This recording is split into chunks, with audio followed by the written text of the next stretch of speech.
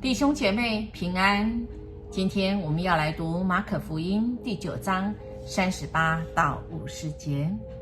第9章42节这样说：耶稣说，无论谁使信徒中任何一个微不足道的人离弃我，倒不如用大磨石拴在他的脖子上，把他沉到海底去。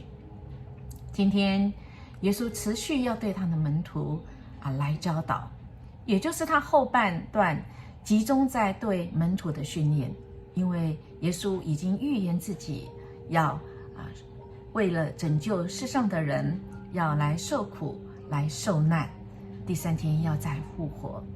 而我们看到这些门徒人们，他们其实是听了，但是他们不明白，或者是这样说，他们听了以后真的是不想来承认，来接受耶稣必须要离开他们，甚至于他们不能接受耶稣是这样子的弥赛亚。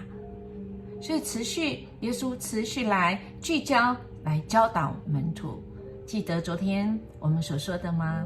这些门徒一听到耶稣要受苦受难的事，他们不敢问，不敢说，他们竟然最后是来议论谁要做大。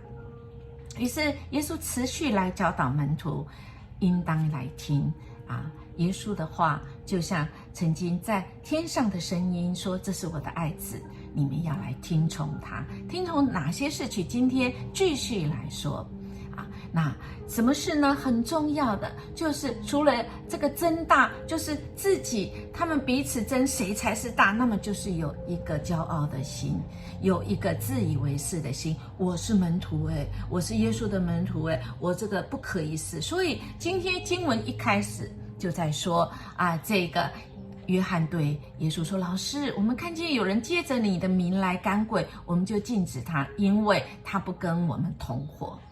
耶稣说不要禁止，因为没有人会借着我的名行神迹奇事，又马上这个转过头来说坏话来攻击我。所以这个不反对的就是赞同我们那持续耶稣就教导说这个不论是谁只因你们是属基督的，给你们一杯水的人一定会得到奖赏。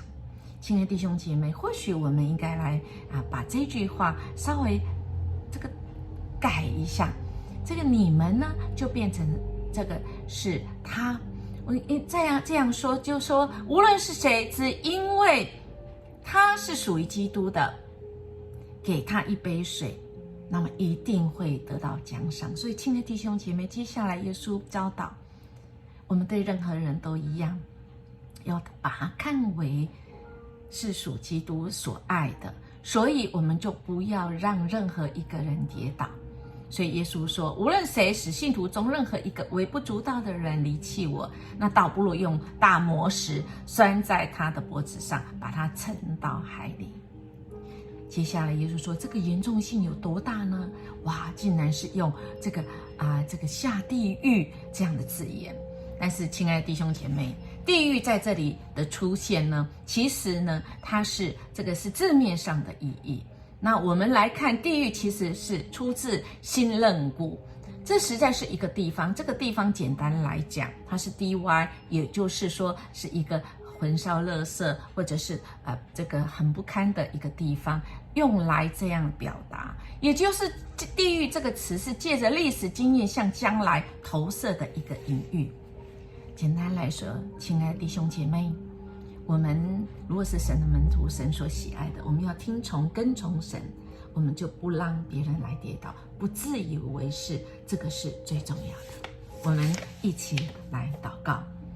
主啊，求你帮助我学习谦卑，成为你的仆人，使我不迷恋众人的掌声，也不至于在权位中迷失自己，给权力来跟随你。谢谢主，奉主耶稣基督的名求，阿们。我们今天要成为一个以基督的心为心的人，是一个谦卑的人，学习跟主一样。我们明天见。